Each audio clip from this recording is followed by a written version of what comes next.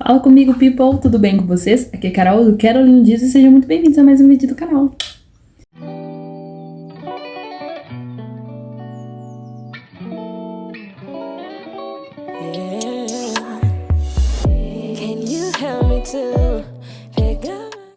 Bom, pessoal, voltei depois de um tempo, né, sem postar aqui no canal. Como eu disse, eu tô priorizando as lives, né, e agora eu tô trabalhando em duplo serviço, então agora tá mais complicado ainda.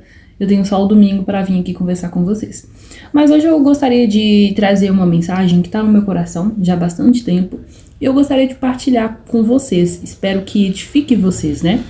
Eu gostaria de fazer uma leitura que está em Gênesis 31, do versículo 17 ao 19, que diz o seguinte: Então Jacó ajudou seus filhos e suas mulheres a montar nos camelos e conduziu todo o seu rebanho junto com todos os bens que havia acumulado em Padã Arã, para ir à terra de Canaã, à casa de seu pai Isaque.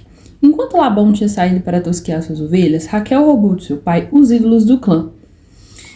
Somente até aí. Bom, aqui nós temos uma história muito conhecida. O título desse texto é Jacó foge de Labão, né?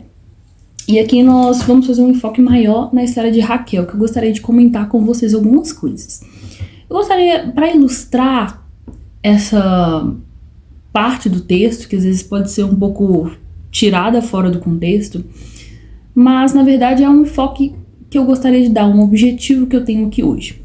Eu gostaria que você imaginasse que você está indo embarcar para a viagem dos seus sonhos, para um lugar onde o Senhor te fez bastante promessas, e você está indo ali com a sua mala feita para o aeroporto, vai viajar de avião, e aí você chega lá para fazer seu check-in, e a atendente ela te informa que a sua bagagem está acima do excesso, do limite, né? Está em excesso. E aí você fica angustiado, olha a sua mala e vê que você trouxe um tanto de coisa antiga, um tanto de coisa desnecessária e que é inútil. Mas ao mesmo tempo seu coração fica ali conflitado porque você não consegue abrir mão dessas coisas, você não consegue largar. Mas você não consegue embarcar com essas coisas também. Esse é o exato momento espiritual a qual Raquel estava vivendo.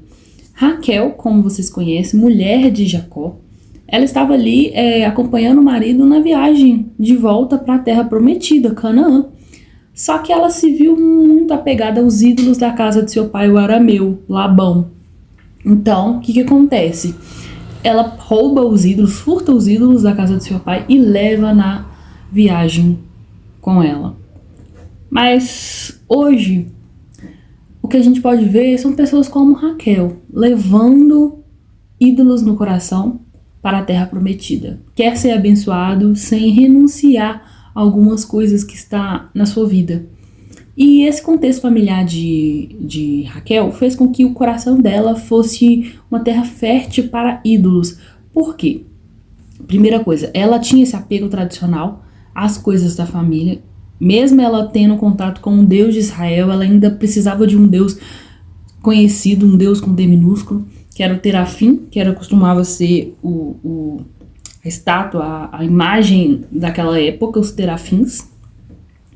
Então ela pega ali com ela e leva esse ídolo para a terra prometida. Mas a Bíblia vai nos contar o seguinte: o nosso coração é uma fábrica de ídolos.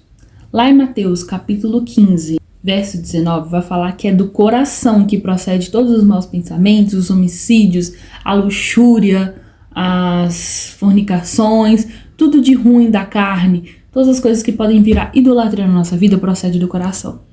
E às vezes a gente olha para o nosso coração e tem desejos genuínos como: eu quero casar, eu quero ter filhos, eu quero ter um cargo importante, uma carreira boa, eu quero ser uma pessoa famosa. E às vezes a gente até tem idolatria sendo cristão dentro da igreja. Às vezes um posto de pastor, ou às vezes uma líder de departamento. Isso nos enche os olhos e o coração como se aquilo ali fosse mais do que Deus. E aí que entra a idolatria, também com os rituais, as tradições que geralmente tem na igreja. E quando chega nesse ponto, o Senhor vai nos falar o seguinte, né? Que lá em Jeremias 17:9, que mais enganoso do que todas as coisas é o nosso coração. E que ele é desesperadamente corrupto. E ainda lá em Provérbios 14, verso 12, vai dizer o seguinte: tem caminhos que parecem certos ao homem, mas que levam à morte. E é exatamente isso que a gente vê acontecendo aqui. Raquel, ela tinha esses ídolos no coração. E os ídolos dela eram o quê? Primeira coisa que ela tinha de ídolo primordial, né, era a obsessão por ter filhos. Ela era estéril, né, e a sua irmã Lia já tinha vários filhos. Então, ela sempre tinha uma rivalidade ali com Lia: eu quero ter filho. Ela falou lá em Gênesis 30, verso 1, falou pra Jacó assim, o seguinte: aqui, minha irmã tá tendo filho lá doidado com você e eu nada, né? Dá-me filhos se não morro. Ou seja, a razão de viver dela era ter filhos, tá? E isso criava uma rivalidade.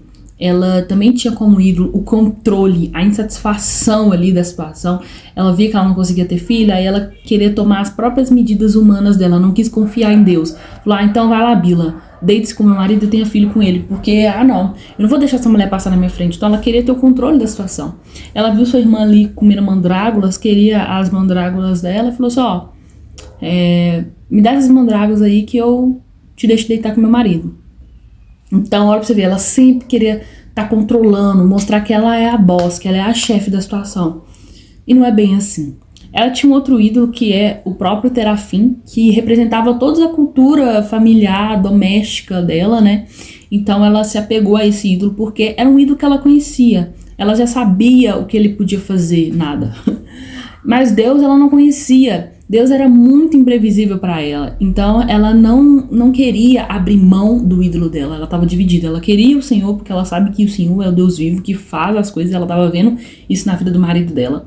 Ela viu isso na vida do tio dela, né, Isaac e Rebeca. Mas ela não queria acreditar. Olha, esse Deus aqui eu conheço, não faz nada por mim. Mas aquele Deus ali, o Deus, ele é imprevisível, não sei. Então deixa eu levar junto. E às vezes nós estamos assim, gente. Nós estamos apegados a ídolos no nosso coração, sem deixar que Jesus, o verdadeiro Deus, tome conta da nossa vida, que Ele seja Senhor. E existem vários ídolos modernos, gente. Casamento, filhos, o próprio celular, os vícios que a gente vê aí em bebida, em droga, em sexo. A gente vê também como ídolo desejos genuínos. Olha, eu quero servir na igreja, mas isso se vira um ídolo. Orgulho. Até mesmo feridas, gente, doenças. Tem pessoas que, assim, ela tem uma mágoa, se você quer resolver a mágoa dela, ela não quer, aquilo ali virou um ídolo no coração dela. Ela tem uma doença, mas se você tirar aquela doença dela, ela acaba. Ela não tem mais em que se apoiar, em que se desculpar. Dinheiro, ídolo de várias pessoas. E aí, chega um momento que o Senhor ele tem um encontro com você e você precisa renunciar. Lá em Lucas capítulo 14, verso 23, vai dizer o seguinte: que aquele que não renuncia ao seu eu não pode ser discípulo de Deus, de Jesus. Então, se você tá aí confortável num evangelho que não é nada confortável, o símbolo é uma cruz. Não tem nada confortável em uma cruz. É onde você morre. Para você ganhar sua vida, você tem que morrer, você tem que perder. É sobre isso. Se você não renuncia quando você tem um encontro com Deus, isso pode trazer para você a pior consequência, que é a morte. Não só a morte física, mas a morte espiritual também, de você ir para o inferno. Mas nós temos exemplo de pessoas que renunciaram à sua vida antiga. Por exemplo, nós temos Paulo, que era Saulo, perseguiu os cristãos. Nós temos Mateus, cobrador de impostos, Zaqueu, cobrador de impostos, e era um cara que roubava muito do povo. O próprio Jacó, que era enganador, passou a ser Israel, a nação do Senhor. Nós temos a própria Ana e Abraão, que eu acho muito interessante. Os dois queriam muito ter um filho, mas quando eles tiveram um filho, rapidamente foi posto à prova para eles se aquele filho seria ídolo. Por exemplo, Ana, ela pediu muito ao Senhor um filho, e o Senhor deu, mas assim que ele nasceu, ela já falou assim: Senhor, não é meu, é seu. Já ofertou, já matou o ídolo que poderia criar no coração dela. Abraão, ele imagina você ter o filho que é o herdeiro da promessa, que você tanto esperou. Então o Senhor já pôs ele em prova. Vamos ver se ele me ama mais do que ama seu filho. Porque o Senhor fala: aquele que ama mais a sua mãe e o seu pai não é digno de mim. Então nós temos que estar preparados para entregar, seja lá o que seja o nosso ídolo, e lutar contra o nosso ídolo todos os dias, porque as tentações vão vir, para sacrificar diante aos pés do Senhor. Então essa mensagem é para você. A mensagem que você pode pegar o seu ídolo, mesmo que seja muito difícil, entregar aos pés do Senhor. Raquel, infelizmente, não renunciou e não consta arrependimento dela. Mostra Labão perseguindo Jacó, porque ele roubou o ídolo, teoricamente, e ela escondeu numa cela, sentou em cima, falou que estava menstruada e que não ia levantar, escondeu. Só que aí chega um momento que é o seguinte: as pessoas que não renunciam, que não acabam com o ídolo acaba com ela, porque o salário do pecado é a morte. Então, o que aconteceu com Raquel? Ela morreu em Efrata, um lugar tão profético, o lugar da terra frutífera. E a gente sabe que toda árvore que não produz frutos, ela é cortada. E assim foi com Raquel. Ela morreu tendo um segundo filho dela. Ela teve José. E aí foi ter Benjamim. E ela morreu no parto dele. E é engraçado porque ela chamava o Senhor. Ela falava: Senhor, me dê outro filho. Mas não é porque chamam o Senhor, Senhor, que será salvo. O Senhor fala lá em Mateus 7:21 que muitos chamarão naquele dia: Senhor, Senhor. Será que a gente está chamando o Senhor de dono? Porque Senhor significa dono. E a gente não está deixando ele ser dono da nossa vida. Tem coisas que tá fazendo a gente dividir a nossa adoração. Ficamos com o nosso coração dividido. E não é fácil a gente renunciar. Não é fácil. A gente tem... eu gostaria de ler com vocês Mateus 19... Mateus 19:16. Só para vocês verem o quanto é difícil renunciar. E o Senhor, ele sabe disso. Então, é para poucos. A renúncia é para poucos. Nem todo mundo consegue renunciar. Vamos ler aqui, ó. 19:16-22, ó. Ó o que tá escrito aqui.